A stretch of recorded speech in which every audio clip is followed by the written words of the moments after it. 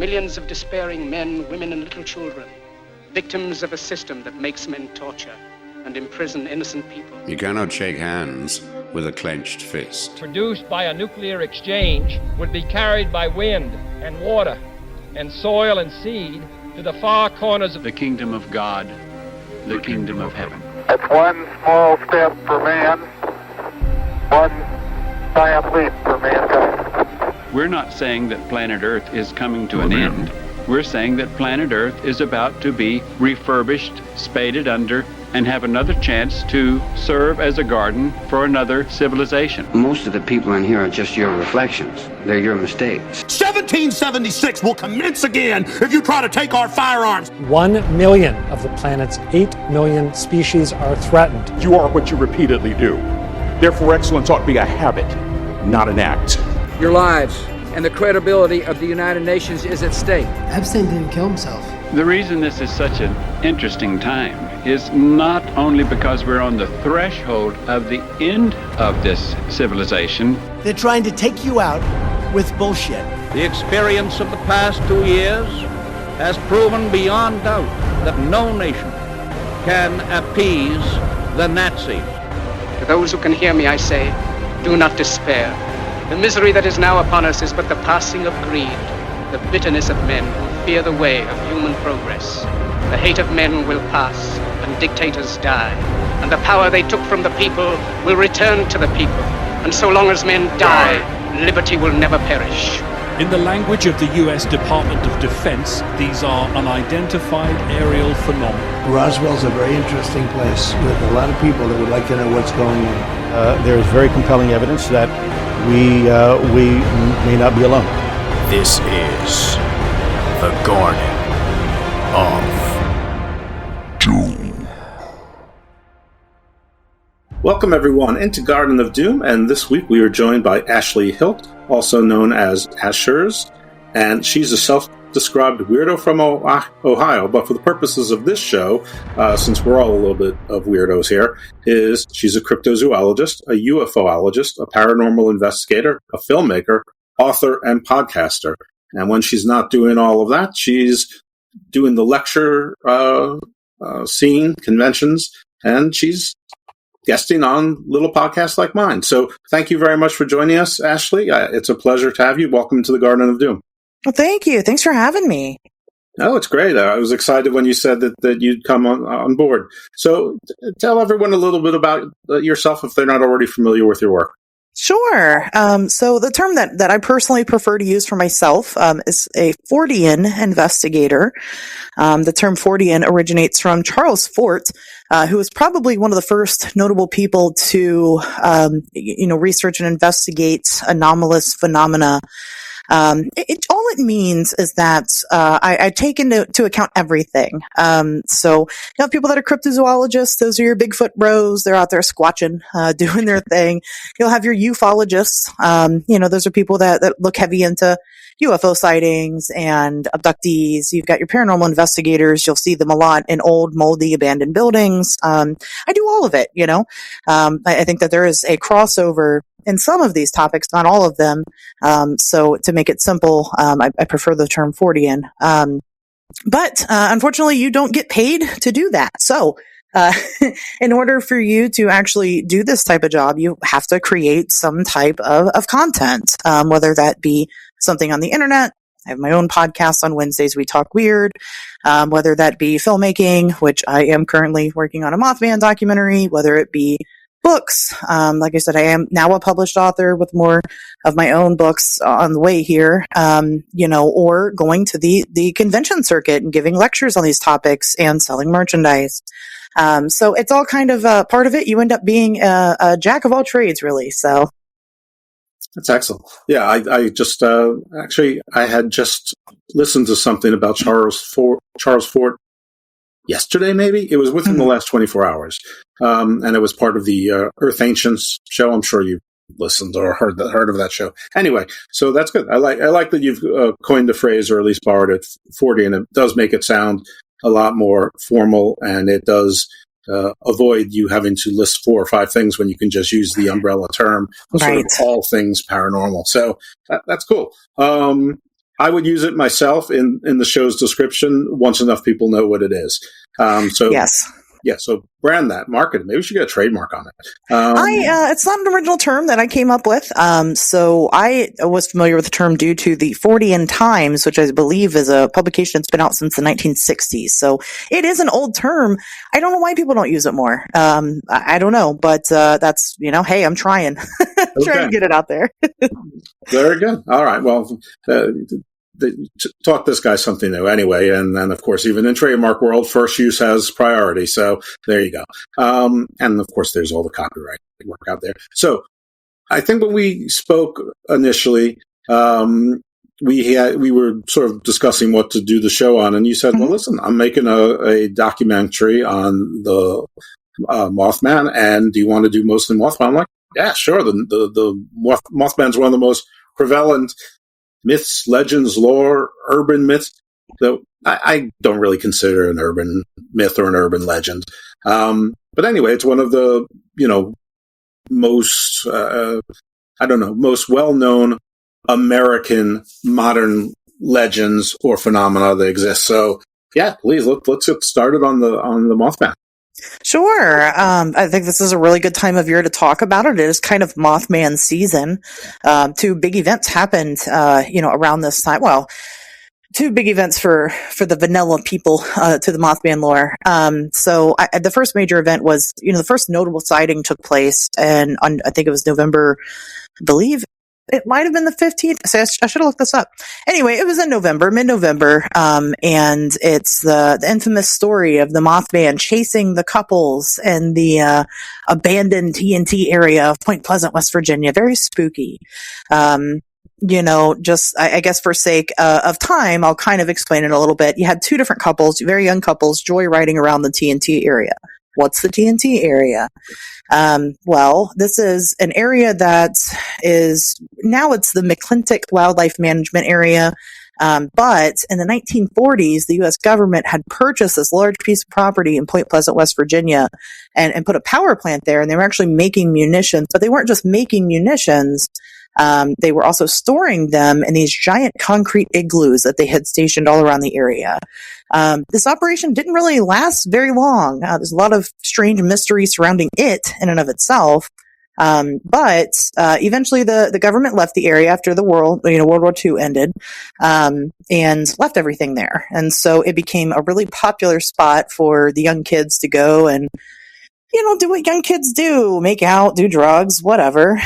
So of course, right. I mean, there's nothing to do in small town America. It's what you do. So two young couples were down there. They had parked at the abandoned power plant that was still standing at that time. And while they were parked, they noticed a guy kind of come around the corner and was kind of hobbling towards them in a weird way. And they just kind of thought, hey, maybe it's a crackhead, maybe it's a homeless man, whatever it is that they thought, until the guy sprouted wings from his back, at which point they left immediately, and the thing took off after them, and chased them upwards of speeds of 70 miles per hour, which is a lot. You are talking country roads in West Virginia, so that's pretty fast on those back roads. Yep. But it kept up with them the whole time, even hitting the top of the car and so on. Eventually they got away from it, and they kind of reconvened at a gas station in town and was like, well, what do we do about this? What do you do about things like this? What do you do?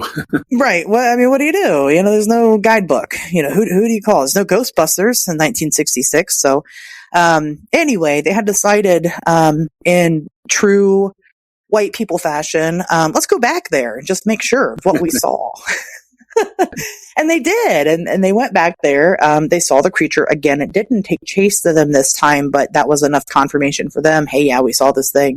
I believe they had seen it standing on a billboard or something like that off in the distance, and they went back into town, went to the police station. They got an officer there, Officer Halstead. And, he knew these kids. Everybody knows everybody in these small towns. Even today, Point Pleasant, West Virginia has a population of like 4,800 or something like that. It's very small. And, they weren't known for this kind of thing. And so he decided to go out there. So they all go back out there, with the police officer. And while the officer didn't see anything, he did experience some strange interference on his radio, weird static and things like that coming through. So then the next day they hold this press conference and Mothmania hits the town of Point Pleasant. Everybody's looking for this thing. And some people had seen it. We had found out that there were other reports that had actually predated it because of the interest that it had garnered. And then over the course of the next 13 months, people had continued to see this thing. It was longer than that, but it's significant because December 15th, 1967, the town suffered a cataclysmic event. The bridge connecting West Virginia to Ohio had actually collapsed and killed 46 people. Wow.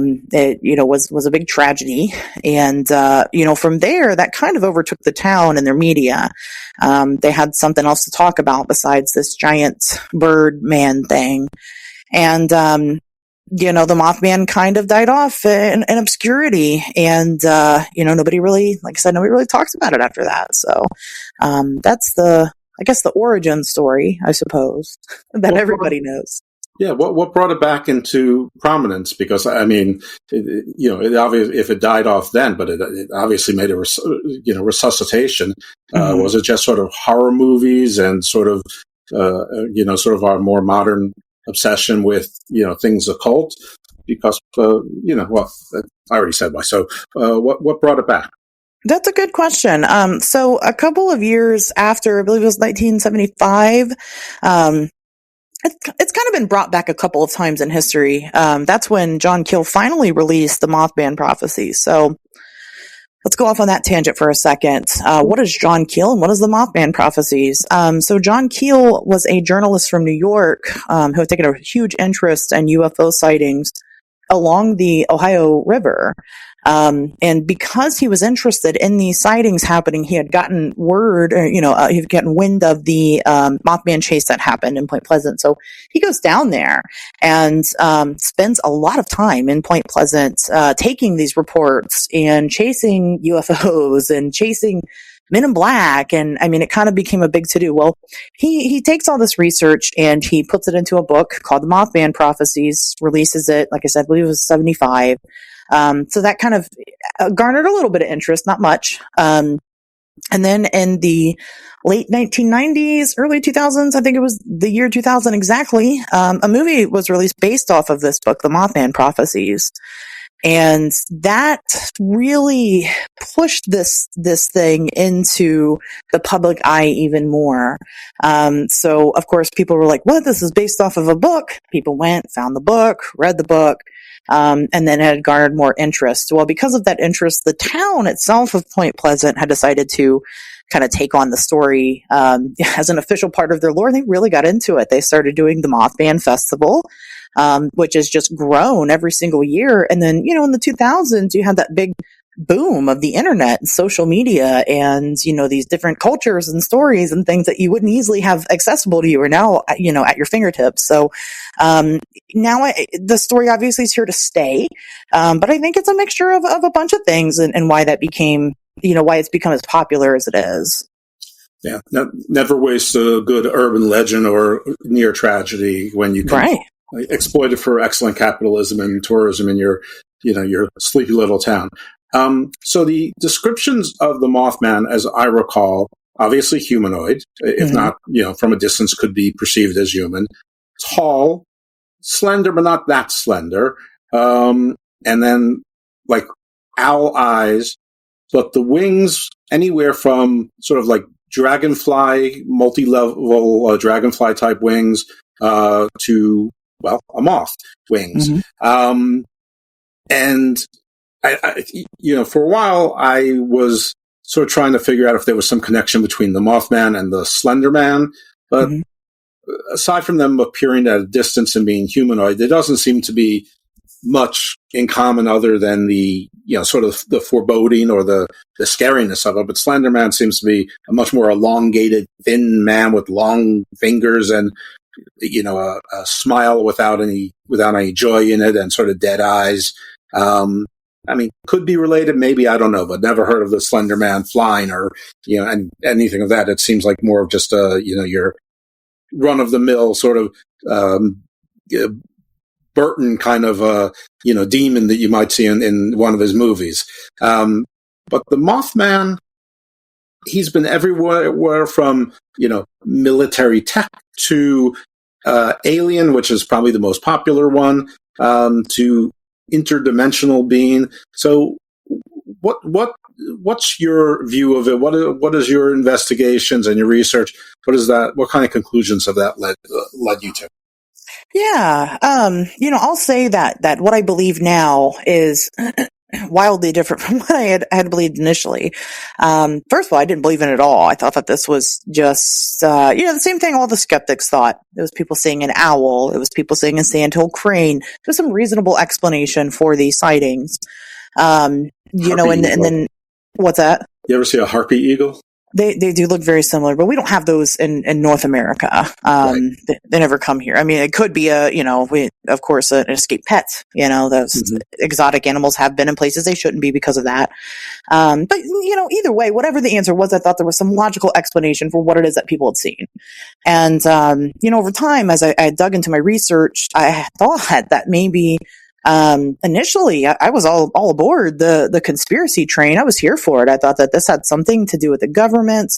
It was no big surprise that the government happened to be heavily involved in the area that this thing was sighted, and so on and so forth. Well, as I'd continued my research, I'd found out that, Point Pleasant isn't even the only place this thing was seen. And, on top, wasn't even, most witnesses were from Ohio. They weren't from West Virginia. And, the scope of it, when you're trying to build a timeline, so I started making a map of the sightings and trying to see if there's patterns or similarities or anything like that. I mean, they're really scattered kind of all over the place. But definitely along the Ohio River. So I was like, well, okay, so the TNT area itself wasn't significant at all. And then, again, I did kind of, what you did there with the Slenderman. I was trying to tie this thing into other anomalous phenomena, other stories, other lore. And, while I definitely don't think that it's everything or it's tied to everything, what I found was that this creature has been around forever. It's been around forever in all the cultures, going by many different names. So what do I think it is now? It's purely speculation and it's subject to change, but, I think that interdimensional is probably the best way to describe it. It doesn't live here.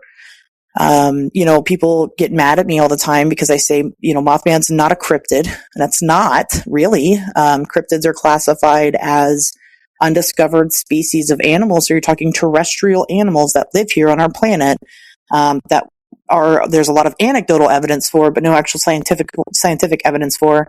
But you're not going to find a Mothman nest here. It doesn't live here. It just visits and then is on its merry way. And I think that that's probably the closest conclusion that I've got thus far, until I catch him and then I'll ask him, himself. Right. So.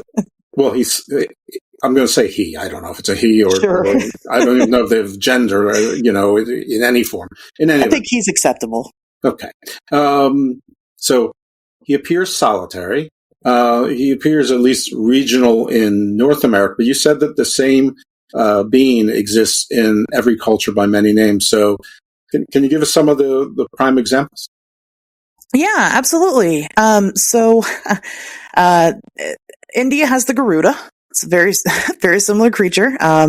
It has a lot. It's got a lot more significance than some of the other ones do. That one's definitely more deity-like. A simpler one here in North America is the Algonquins have the flying head, which was a flying being that would come and attack the village. Not necessarily attack the village, but more terrorize it. It was seen as a bad omen. And Christianity, they call them angels. Very similar experiences that people have. A winged humanoid appears to them.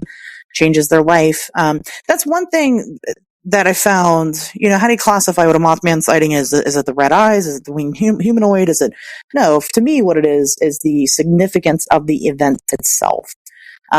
These things tend to be seen and then tend to change your life.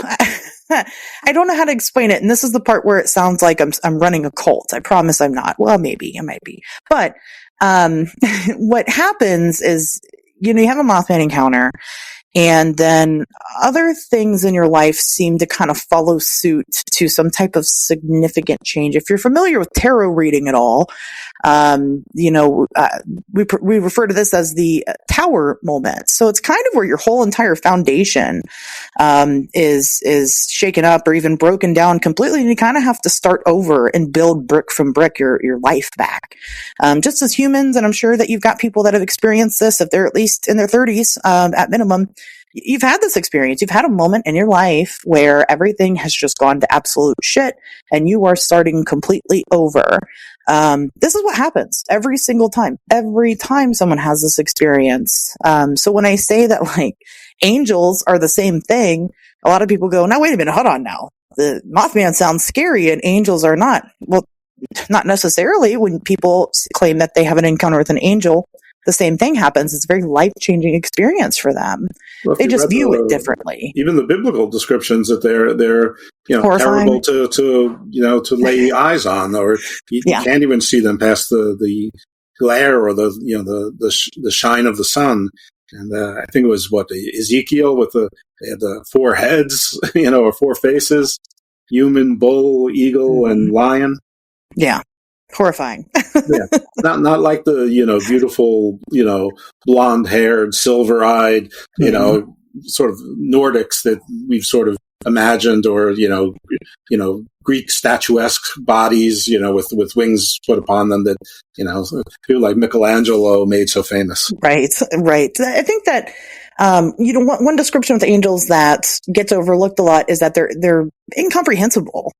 And, that is something, people kind of know what they're looking at, but they don't really know what they're looking at. And I feel like that is something that is significant to these sightings. One thing that John Keel had cataloged, and I'll be honest, I'll be the first one to say John Keel, I know because I've done the research, had a tendency to kind of exaggerate some of these sightings. And if you compare what he wrote in Mothman Prophecies to some of the original reports, not all of them, he's got some inaccuracies, and that's just not good reporting. I mean, and I get it. Maybe, it makes for better storytelling, but either way, some things that he did report that was accurate is that some of these things kind of glimmered. They kind of had like a glimmer to them. Mm-hmm. And, that sounds odd, and I'm sure people can picture it. But when we're talking about the glimmer, it's not like an actual glimmer effect like you get with like glittering. It just looks weird. It looks very strange. It looks like, I don't know, it doesn't belong here, but it's here and you're looking at it. Well, we are in 2023 and we have enjoyed 40 years of great special effects in movies and video games and things like that. So, I mean, glimmer, I guess you could think of sort of the Predators kind of, stealth technology where you sort of see a disturbance in the air. Yeah. Like, something like that.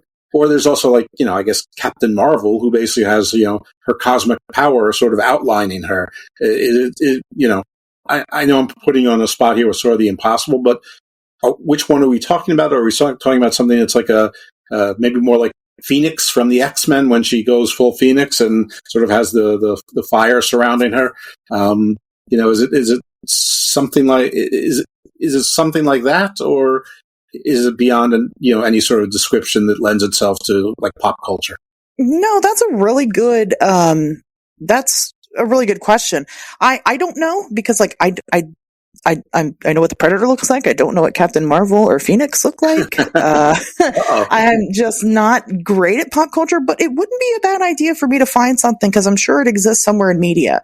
I'd say I would say Predator is a good description of it, but it's like if the Predator tried to cloak and couldn't, he messed up. and he keeps trying over and over again, but his cloaking mechanism is broken. So you got like some things that are kind of missing. Right. It's glitchy, a glitchy predator cloak. Yeah, I think glitchy is the best term for what this thing looks like. In the Scarberry mallet sighting, which was the sighting with kids being chased. Like I said, they had described this thing kind of walking towards them, and it looked weird. I mean, and I think that when they say that, I think that in my mind, immediately what I think of is glitchy. Oh, okay. I know. Have you ever watched the Ash versus Evil Dead show? Sure. Do you remember when they summoned that one demon in the bookstore and it was like weird and glitchy? Yeah. It's like that. It looks like that. You know, I'm thinking about it a little bit. I mean, I am not someone who thinks that we are all in a simulation. I think that's, all too convenient to believe that. However, when people talk about we live in the Matrix, this sounds like maybe it's an observer from outside of the Matrix, and, they're not glitching. It's just to come through. The system has to glitch when, that's how we see the portal is, so that the glitch is the observer looks in. I don't know. I mean, that's just what came to mind just now. I think that's a great description of it, because I agree. They don't look bad. They're not having an issue. It's your brain. Your brain's having the issue. Your brain cannot comprehend what it's seeing. Right. And so your brain is like desperately trying to fill in the spots that it doesn't understand. And so you probably have that weird glitch effect to it because it doesn't know what to do. It's misfiring. Well, I like your statement that these are angels, or the same things that would have been angels, or, I suppose the same would apply to gods coming down from, whatever, whether Sure. you believe in Apollo or, Osiris or Horus or whatever it does, the name doesn't particularly matter, but, maybe it does depending on what happens with your life. But you had said that this is where your life starts to crumble, or already has. And then after this, you sort of pick up the pieces and build back up. And this is sort of the singular event that you can point to that says, this was my turning point. So what happened to some of the people, I guess either when they hit rock bottom and how they, and after this event, how this life transformed them into, I assume, they built back up the tower. Mm-hmm. So some people didn't. I mean, some people it took longer. They keep having to kind of relearn their lessons and things like that. But I think the point of it is to kind of be better. And, when you building yourself back up, it is the reason. Why the Mothman is concerned about that, I have no idea. That's a very strange concept to me, but, I only know this because I am an experiencer and I saw it. And at the time that I saw it, did not do what I do now. And so the only thing that I can account for is that I had seen this thing. I'd seen it back in 2016. Went on to continue to live my life. And then 2019, by pure chance, went to the Mothman Festival. It wasn't really something that I had actively pursued, because it wasn't something that I had actively believed then. And then I went on to experience a string of, I didn't know it then, but I know it now, of synchronicities that were too important to ignore. And then I had the crumbling moment, and then I've had to build back up, and I'm still in that process. So as somebody that's been kind of going through it pretty heavy, that's something that I took with me when interviewing Mothman witnesses and kind of getting to know these people and their stories. I can't account for everybody. I can't talk to every single Mothman witness. Some of them are dead now, but there are others. There's a woman by the name of Linda Sigmund. She was she just put her book out. I'm not sure what it is. I can look it up here in a moment, but she's one of the original Mothman witnesses in Point Pleasant. And speaking with Linda, it was amazing to meet her, because I had actually met her.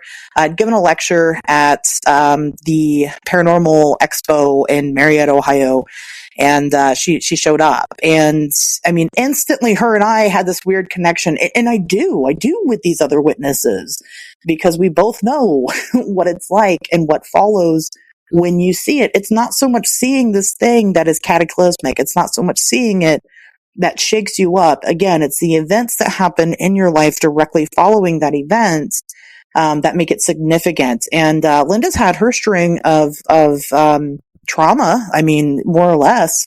And she has done well and gotten better, and she has gotten over it. She's somebody that I can freely speak on because she speaks about it herself. Not everybody does. But she's not the only one. I've talked to others that happen to, do this. I talked to people that have seen this thing now. I think my most recent sighting report happened in 2021. And I don't know if they've hit that point in their life where they're realizing that this is connected. I don't go to them and go, hey, your life's about to go to shit, right? Mm-hmm. I kind of let them navigate and then come to me and, let me know, because I don't want to, I have a bias, obviously. It's what my theory is. So I don't want to fill their heads with it. But we'll see what happens. I mean, that's still developing. It's only 2023. It takes a while. So what becomes of them? It just depends. Some of them continue to have these weird experiences the rest of their life, is what I find. It's not just, hey, I saw the Mothman one time. It was crazy. It's, UFO sightings. It's Linda. Linda's now, she's a Bigfooter, which is a whole nother, how does that fit in all this? I don't know. It really just depends. But, Linda Scarberry, the from the couple, she's notable because she continued to see the Mothman after they had initially been chased by it. And, to the point to where her and Roger, her husband, moved in with his parents. They had all seen it. They had experienced poltergeist activity the rest of their life. So I don't know if it continues to visit because you haven't learned your lesson. I don't know if it continues to visit because now you looked into the void and you can't, and it looked back, I'm not sure. Well, maybe it opened a different part of your brain that can see things that you couldn't see before. Also, once the glitch sort of happens, maybe it affects some, there's some difference in your optic nerves or, whatever. I forgot my high school biology on how we, process sight, but, maybe it affected some change and that change isn't reversible. So I suppose we need science. We need actual real life science to take these things seriously so that we can experiment and we can look at what is happening to the brain of these people. And it's just unfortunate because we don't get that, because it's a very thin line between the reality and the hoaxes, the fakes, the storytellers. We're not being taken seriously. And unfortunately, I still see it every single day, people pushing out fake things. And we're just not there yet. I'm hopeful that we'll get there. One of the, points of my job is to try to bring the fringe and the science together. And will I do it in my lifetime? I might not. Other people have tried, right? And then haven't. But hopefully I make some waves here. So. Yeah, it's tough because, when you're talking about science, I fear it's like sort of the athletes, like the football players and the boxers, where they have to actually donate their brains after death to be studied for CTE, that maybe you'd have to do the same kind of movement or same kind of, I'm not even sure if medicine would do it, but, it may have to be one of those things where people leave their brain to science, in their wills or whatnot, to be studied to see if there's anything different in, anything, period. It doesn't need to be my theory of sight. It can be, a different perception of sense that, that I haven't thought of. But, I was thinking that when you say that they continue to have sightings and, or the Mothman continues to view them, is there any pattern that you can discern between the people who things went positively versus negatively? I'm thinking for some it might be a guardian angel almost, but for others it could be sort of like your demon. And there could be a third subset where it's completely neutral. It's just observing. It's just observing whatever, maybe you in your natural environment, period, or maybe it's observing what's the impact on people and their, everyone in their 6 degrees of separation once the Mothman's revealed themselves. Like it could just be a science experiment. Mm-hmm. Personally, I've never spoken to somebody who views the Mothman as a negative so much. There's plenty of people that say they wish they had never seen it. And the point, I think, what they're saying is that, ignorance is bliss. Right. Before that point in their life, everything was relatively normal. And now that they've seen this thing and came forward about it, it's hard. It's hard to tell your story when there's so many people that don't believe your story. Well, not to find you. I mean, right. Most of us have pretty, banal jobs.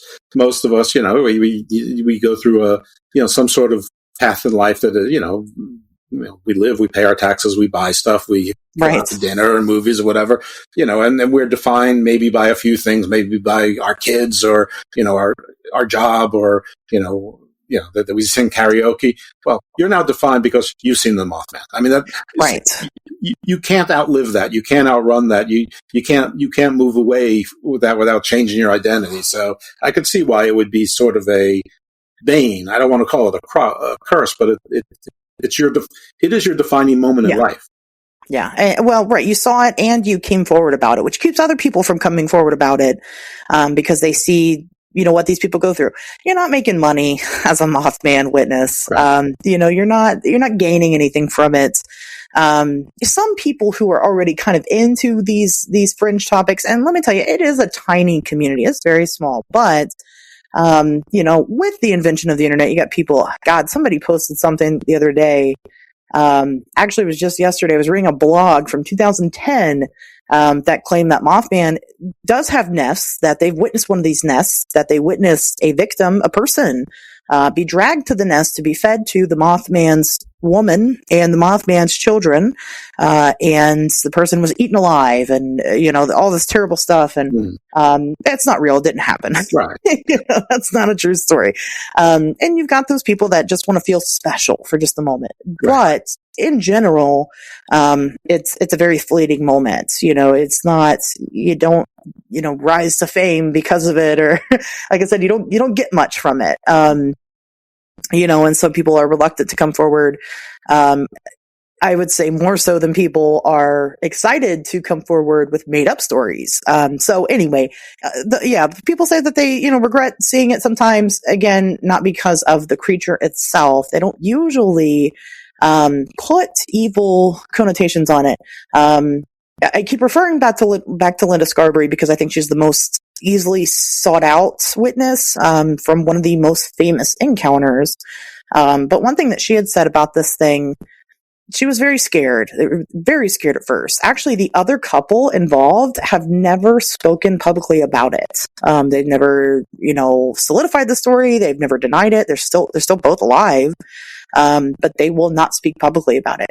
Linda was very bothered by the whole thing, initially very scared, but eventually she did say that she felt like whatever this thing was, it was scared. She said it seemed sad and scared and lonely. She felt badly for it.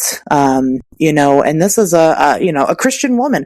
I'm not saying that there aren't people that have seen it that don't, see it as some type of demon or evil force or, whatever filler you want to put in there for bad.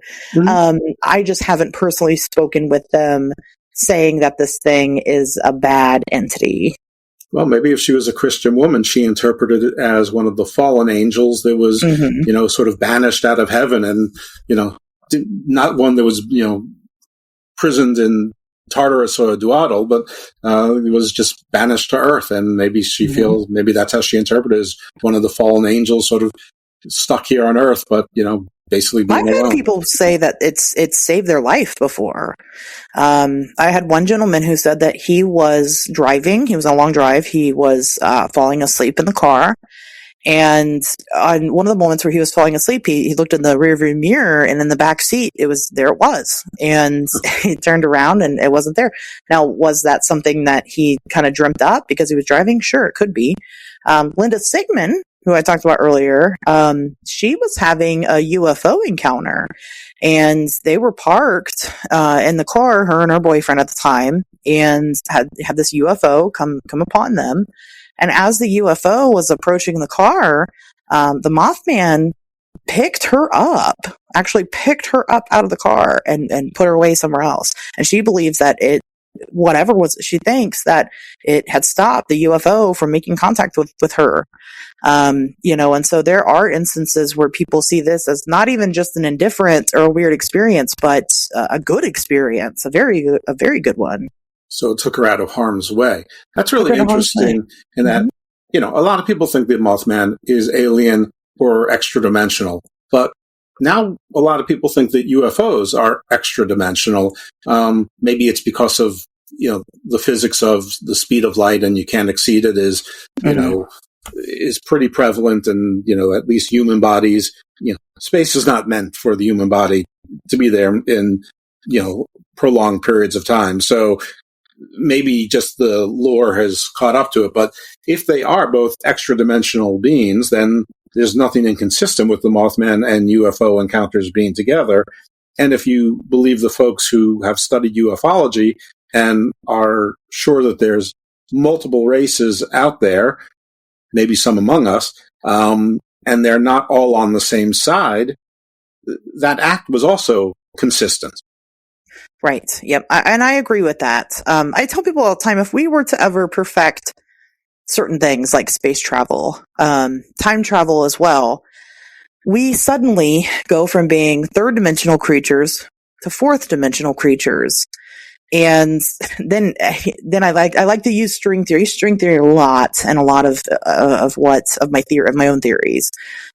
String theory is just basically the basis that there are multiple dimensions, and these dimensions are likely infinite, may not be infinite. We don't know because we can't really comprehend the other dimensions. But one dimension that we can't easily comprehend is the fourth dimension. So dimensions aren't what people think they are. A lot of people, when they think of dimensions, they think of like Rick and Morty, and like they use the portal gun to get from one place to another. It's not really what that is. Dimensions are just perceptions that we have and perceptions that we master. So us being third dimensional, we're third dimensional because we can perceive height, width, and depth. The fourth dimension is time. It would be the perception and the mastery of time. And what that means is, for us, we live on a linear timeline. And what we have found in physics is that life outside of us doesn't necessarily exist on a linear timeline. That's why if you're looking at if you're looking at the Earth through a telescope, 65 billion years away, you're going to see, or, however long, you're going to see dinosaurs here on Earth. Right. Time does not work the same outside of our planet. So in a fourth dimensional setting, you would be able to not just go forward in time, but you could go backwards in time, and a little bit forward and a little bit backwards and way ahead. And you could move along that timeline as freely as you could. So if we do have aliens here, it is more likely that they are doing something with time manipulation. This sounds so sci-fi and weird, but really, okay. This is Garden it's of more Doom. likely. I know. I should be used to it by now, right? This is what I do, but It sounds nuts, and I get it. But it's more likely that extraterrestrial life is using some type of time manipulation to get here. Rather than actually boarding a craft like we would in a car and driving here. It would take them because we know there's no life in our solar system. We know that for sure. We can see it. So we can look at the other planets and see that there isn't any planet in our solar system that has life on it. We can even look a little bit now beyond, and that kind of just happened, a little bit beyond our solar system, and see that at least in our immediate area compared to we are in our little galaxy here, there is no life. But that doesn't mean that life doesn't exist outside of our galaxy. So in order for something to get here, you're talking about an incomprehensible amount of time. They're not traveling generations and generations on one ship just to get here, just to beam a cow up and cut out its tongue. Right. They're coming here with some type of regularity somehow, some way. Yes, I will never get over the cow thing, how it's so related to UFO lore and cow mutilation. I mean, unless they're just like cruel wolf creatures, I don't get it. Cattle mutilation is interesting because it is unexplainable to a degree. There are very strange circumstances that do happen surrounding it that doesn't make a lot of sense. I struggle with the motive also. Why would they come here just to cut up cattle? I don't know. But then again, we are talking about a whole nother life form whose motivations are incomprehensible to us because we're just not them. I don't know what they're doing. Yeah, I just don't get what's so special about the cattle versus the goats, the dogs, the cats, the rabbits, the squirrels, right? Everything else that's in the area, the people. Well, it could be that they are taking those things. It's just we're not paying much attention to. Well, goats and chickens, farm animals are target to cattle mutilation a lot. But when you're like you said, actual everyday animals, the lizards, the birds, all those, it could be happening. But cattle's expensive, and when a farmer has a piece of cattle and one of them dies, it's a detriment to their pocketbook. And so we notice those more often because it has a direct effect on somebody. Yeah, it's true. If it was squirrels and rabbits, I mean, the eagle that was outside of the landing zone probably took it and flew away with it for dinner. A cow is pretty hard to move. So, all right, I guess that's a practical answer. Anyway, we're not going to. Cattle mutilation is probably a different topic for a different day. I did a whole episode on it on my podcast. Go listen to it if you're interested. Excellent. What's the name of your podcast again? On Wednesdays, we talk weird. On Wednesdays, we talk weird. So there you go. Everyone, go take a look at the cattle mutilation, because I doubt I'll do a whole episode on. So if you want to actually delve more deeply into it, Ashley Asherz has done it for me and you. So go check that out. You've spoken to a bunch of people. I know we talked about the description before as glitchy, but are there any other sort of common traits that if you would go into a police sketch artist that sort of could draw out a version of the Mothman and the dynamics of the wings and what they look like? I mean, what I'm trying to get to is, unfortunately, my pop culture references and yours seem to be different. But I'm trying to wonder if like the wings are sort of like Kite Man from the Harley Quinn cartoon, or more like Angel from the X-Men, or sort of like Dracula bat wings, or Batman's cowl, or cape, or whatever the case may be. But in any event, that's not really the question. Not what superhero to compare it to, but is there? Have you found like enough commonality where you could do a description of a Mothman, or maybe there's more than one variant? I don't want to foreclose that either. Sure. I hate to answer a mystery with another mystery, but there definitely is more than one variant. Consistently, it appears very human-like. It just kind of looks like a person. What I saw kind of looked like a person. And the wings, I think, vary. The thing that I saw was like forming in a room. So I didn't actually, I saw the wings start to form, but then I left. Didn't go back to check it out. So I think it does vary case by case. And I think that there's a reason for that. I think it's because, whatever this thing is doesn't actually look like that.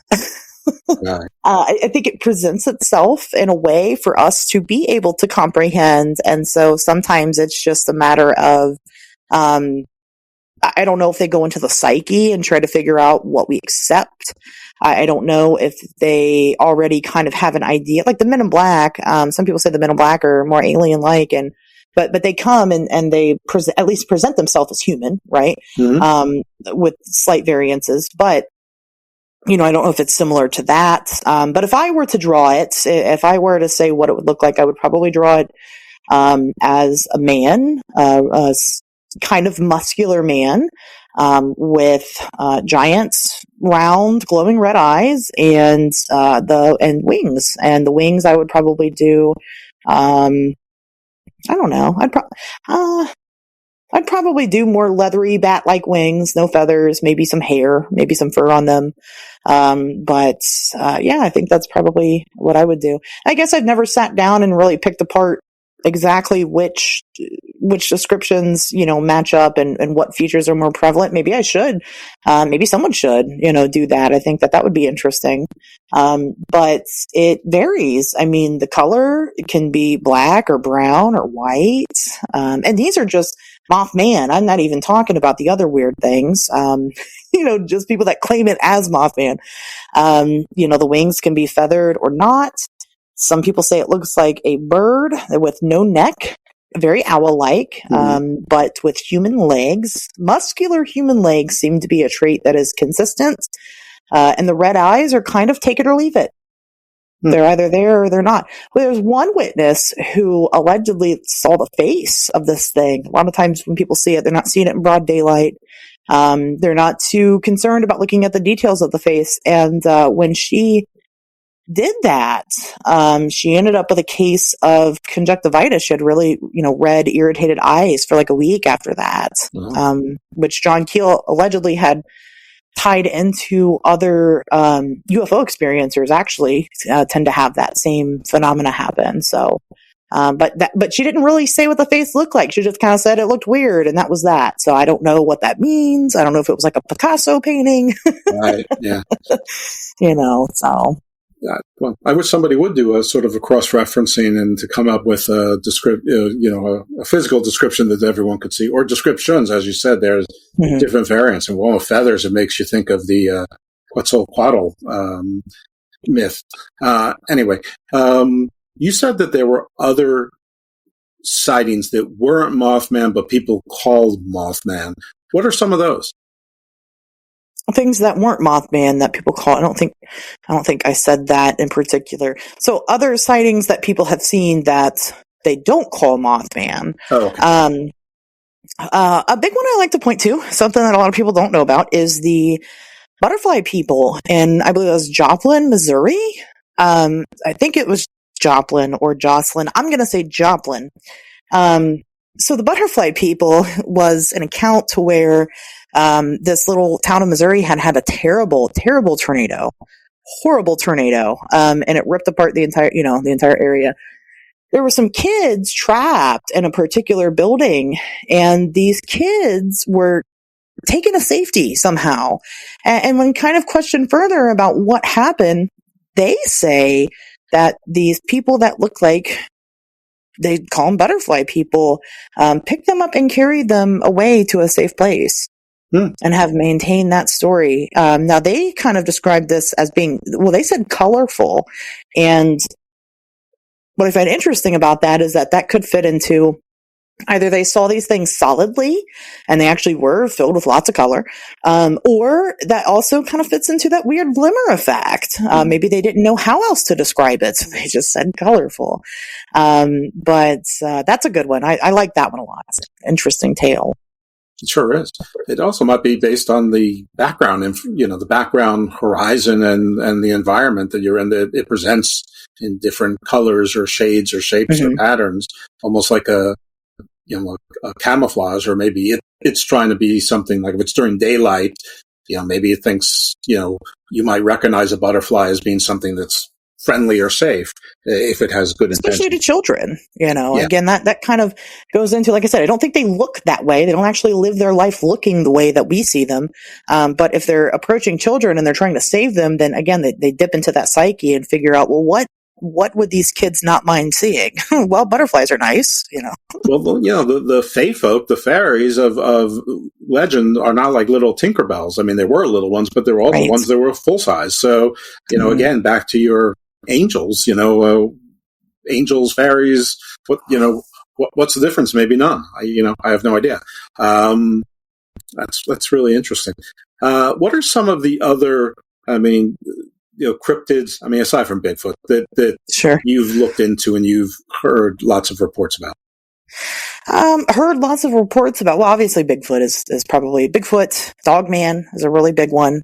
What is a Thogman? Dog. Oh, Dogman. Yeah, Dogman. Well, we've got the Dogman here. Washington D.C. more of the Dogman, but he makes his way into Maryland also. Yeah, he gets around that Dogman. Yeah. I don't know how to feel about that one. It's a strange one, but I have it locally, and so therefore it's something that's easy for me to do field research on, which I haven't found anything yet, but I try. Well, there was a Dogman and a werewolf necessarily. So the big difference is that one is a human that turns into a dog creature, and one is just a dog creature all the time. Now, that's really it. Right. So, if we're believing the myth of the full moon thing, if a werewolf is a werewolf all the time, then I guess there might not be any difference. Or maybe it's just a different kind of canine. Well, technically, the moon is full all the time. We just don't see it. There's that too. Right. Well, that's exactly right. And yeah. So why would how we view it on our part of the Earth, affect the this creature? That makes the least sense of all of it. Now that you pointed out. All right. So some of the other cryptids that you've sort of encountered. Let's see here. That's a good question. Like I said, Dogman's easy. It's local. There is the Crosswick monster, which is an old one, but I had gotten a recent report on it. The Crosswick monster was a 30-foot long lizard type creature that was encountered back in the early, I think it was like 1907 or something like that. Happened in what is now Waynesville, Ohio. Two boys were out fishing.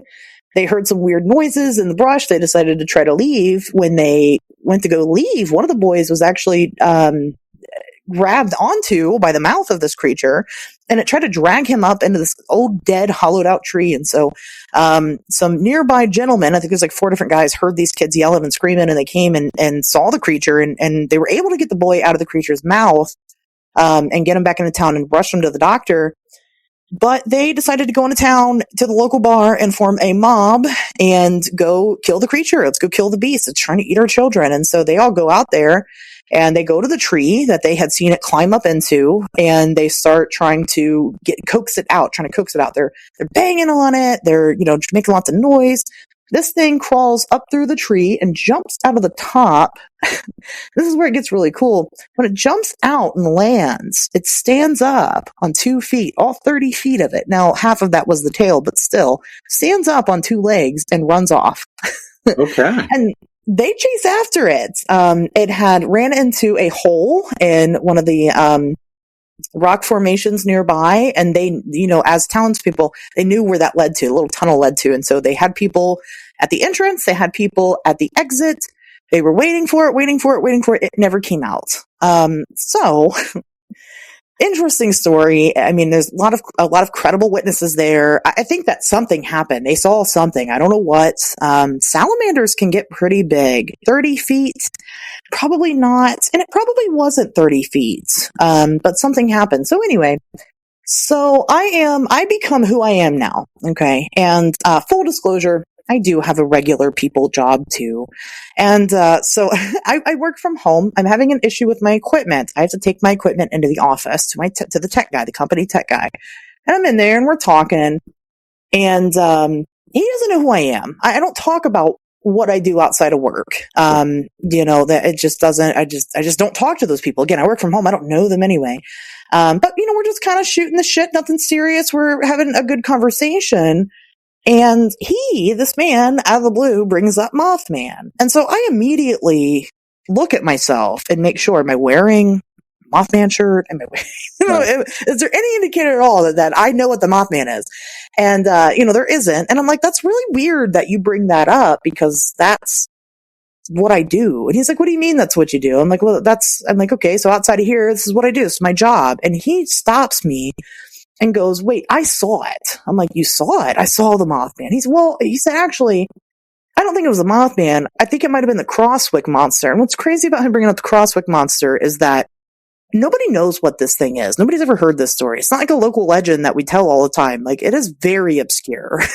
And only weirdos like me really know what it is. And even people in my community have never heard this story. So, I was like, what do you mean you saw the Crosswick monster? Well, it tells me he lives in Waynesville, Ohio.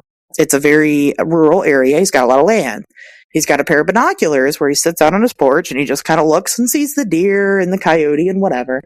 And one day he sees what he thought was a guy. And then so he pulls out his binoculars. He looks into them. Says he couldn't really see exactly what it was, but he could see that it was like a form on 2 legs. And it had something on its back. He said it was either spikes or it was wings. He didn't know. Mm-hmm. And then that was that. That was the story. And he's invited me to come out to his property and investigate it and do field research over there. But he's never seen anything else over there. So that's one that was interesting. Again, what is it? I don't know. I'll have to go find out. But I've gotten really more into a lot more ufology than anything, and I never imagined that's where my life would take a turn. But like I tell people wanting to get into this field, study what's in your backyard, study the things that you can easily get to. And for me, one of the easiest things that I can get to, that I can study, is anything and everything that could be happening at Wright-Patterson Air Force Base. I live in Dayton, Ohio. That's where the base is. It's everybody works there, it's easy, to get contacts in there. So of course, different species of aliens, different abductee stories, the Men in Black, humanoids in general, just because I think that there is some overlay there between anything remotely humanoid, and ufology, has kind of been my specialty as of late, but that's always subject to change. Yeah, well, there's always going to be intersectionality in these things, and it's up to someone like you to figure out, how to find the commonalities and the differences. Right. Because somebody who's just experiencing something for the first time, they're probably in shock, scared. Yeah. And anybody who's ever been in court knows you can't always trust witnesses to get it exactly right, but they usually get material parts right, and figure out which belong in the same Venn diagram or which belong in a different category. But I had two questions for you, and they're sort of very different. But one, you were talking about the Mothman, or at least the local Mothman, sort of is between West Virginia and Ohio, along the Ohio River, which is a big river, but it implies maybe territoriality, or whether it's a territory or it's a governorship. I don't know.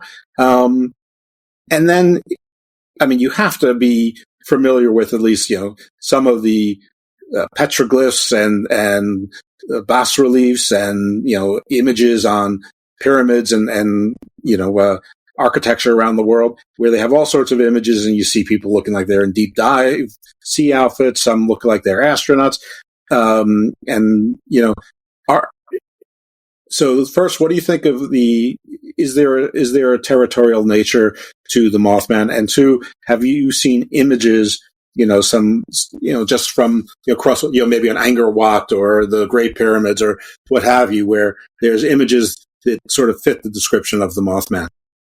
Yeah, those are both good questions. I don't think it's territorial. I think that is a big misconception. And I think that there's this term people like to use. It's called flaps. People think that there are flaps of things. The Mothman sightings from 66 to 67, that's a flap. But it wasn't really. The sightings happened before it started. The sightings continue to happen after it started. Right now, the most popular belief is that there is a flap happening in Chicago with the Mothman. And I don't think that is accurate. And I think it's just the circumstances that make it seem that way. Here's what I mean by that. In the Mothman flap in 66, the quotation flap, you had John Keel that was in the area, that was into this stuff. Then you had a local reporter, Mary Heyer, who was kind of taking on the brunt of getting these reports out. People had somebody they could talk to. They had Ghostbusters, right? They had someone that they could go to and tell their story to, where they weren't deemed crazy, where they could have some type of confidentiality if they wanted. Right. You also had this happen. There was a flap, quote unquote, UFO flap in the 1970s in Virginia, around Whitwell, Virginia, where you had a radio personality and journalist, Danny Gordon, who ran a story about UFOs because it showed up on the police blotter. He thought it would be a fun time, and didn't expect that his phone would start blowing up at the radio station with UFO reports. These people had someone to report to. I think that this stuff is happening constantly. It's just that they don't have a dedicated resource to go to and go, hey, look, I'm seeing something strange, or I experienced something weird. And that's why they seem to happen in clusters, and that's why they seem to happen in particular areas. I just think it's a lack of reporting. It's a lack of having a dedicated reporting system. And until we actually get one, and let's be honest, people have tried. We have MUFON, right? In America, that's what we've got. Sure. And the Chicago sighting started with MUFON. As a matter of fact, somebody reported seeing this thing to MUFON. MUFON had no interest at all in looking into it further. And so they didn't. But then we started having individual investigators who were interested in the topic. And so therefore they kind of took the lead on the investigation. Well, now we have these reports coming in to these investigators, and, you know, allegedly, again, it's that case, people have someone to report to. So no, I don't think there's any type of territorial reign there. I don't think that he stays in different, you know, he, for lack of a better term, stays in those areas. I just think it's a matter of circumstance. Okay. Hey, listen, that's fair enough. You know, which is, in some ways, it's comforting because, I mean, you know, territorial usually means sort of predatory. So if that's taken out of the equation, I think that's a positive. That's a silver lining to the glimmer and glitch of the Mothman. All right. How about the second part, sort of the iconic, you know, icons around the world? So I can't really think of any in particular, but I mean, I wouldn't be surprised. Again, all you're talking about is a human with wings. I'd imagine that there are probably a lot of those. Yeah. But I can't name an exact one. Truth be told, I'm not great at ancient history to begin with. So I do have a historian. You know, she does all of my historical research. But you know, she doesn't do the face thing. She's not on. So I'll ask her about that, because that would be a good thing to have in my back pocket for things like these. Sure. Well, if she's got good answers, maybe she'll come on the show, my show as well. Anyway, I know that I always ask this question. Sometimes people say no, sometimes people say yes. But is there a question I should have asked you, or something I should have asked you about that I did not? No, actually, I think you've asked really good ones. Like the one where, you know, ancient depictions. I never heard that one before. Comparing it to something in pop culture. I've never heard that one before. You know, so those are good. Who are you talking to? I know, right? People that are already into this type of thing, you know, so I'm telling people that are already very familiar with the subject, I think, and that's the discrepancy. I think I did get a pop culture question once. I think I compared it to the Creeper from Jeepers Creepers. Because that's how a witness described it to me, but that didn't necessarily account for the glitchiness of the thing. Right. So. Was my distinction of the Slenderman adequate? I mean, it's not similar. I think that the only similar thing would be humanoid, and so if that's the category that you're going for is just strange humanoids. But of course, the Slender Man we can track and date to you know, a fake story. I mean, we know for sure that is not a thing. You know, so I wouldn't really compare them. I have at some point, and I can understand the track that led you there. But as someone that does what I do now, I don't think I would put the two together. You know, when I looked into both of them, I really didn't see much connection, except that it just may be people's perceptions, perceiving, you know, a similar phenomena differently. But the Slender Man presents a lot differently, almost like a Lurch from the Addams Family, like, you know, 7.5 feet tall, very elongated, long, you know, Freddy Krueger or, you know, vampiric like fingers, talon-like fingers, and a smile, but with eyes that were malevolent or dead. So the smile wasn't a smile of happiness. It was almost like, you know, the Joker was he's got tentacles too, which is weird. Tentacles? That's a new one to me. Well, the Slender Man has tentacles. I'm not sure where they come from. They like come out from the back of him? Like Doc Ock or Cthulhu. All right. Yeah. Yep. All right. So where can people find you and support you? And when do you expect the movie to come out and you know, promote all of your good stuff? Absolutely. So the documentary is still in the works. It is an ongoing investigation, and I have still ground to break in Chicago, and I don't want to leave any stone unturned. So I don't have a date for that yet. As far as keeping up with me in the meantime, you can find me every Wednesday anywhere you listen to podcasts. On Wednesdays, we talk weird. I am also introducing 3 new shows under the On Wednesdays We Talk Weird umbrella. So it's a variety weird show. We cover everything from cryptids to aliens to true crime to conspiracies. We even have episodes on what it's like to be a weird parent. It is really a big variety of everything strange. The other shows are going to be more pointed. Maybe that's more your cup of tea. Case studies on specific creatures. An experiencer show where people tell their real life experience stories. A show about internet mysteries, if that's what you're into. So, big variety coming. As far as published pieces of work, I have a piece in the Feminine Macabre Volume 4 about trauma and the paranormal and the connection there. I do give lectures frequently. I believe my next lecture is going to be in Loveland, Ohio at the Frogman Festival on March the 2nd. So you've got time to prepare for that. And then various other appearances throughout the year. You can find me on social media. I'm on Twitter /X, whatever you call it, it's Asherz with a Z. Instagram under the same name. You can also look me up on Facebook, Ashley Hilt. I'm the one with the red hair. And I think that's it. All right.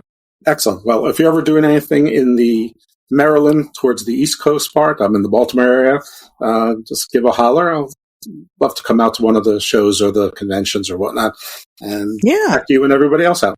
All right. Well, this is great. And folks, definitely check out all of her stuff and definitely check out the show. It sounds like a great companion show to this one. And if you want to follow me, it's at IcarusFellMD.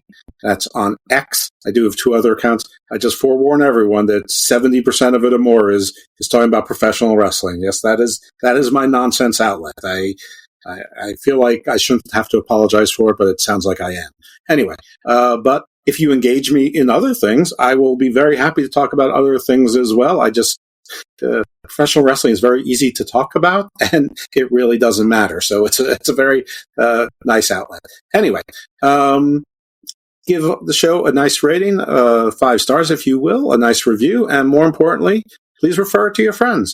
The last 6 days, I don't know what's happened, but like every day has seen enormous spikes in listenership in a small amount of time, and it's not like it's all just the new show. It's going straight down the list. It's like 10 people found the show and are binging it. So either way, that's great, but check it out and then, refer it to your sort of weird friends or your curious friends. And we thank you for listening, and we'll hear from you next time in the Garden of Doom. Thank you, Ashley.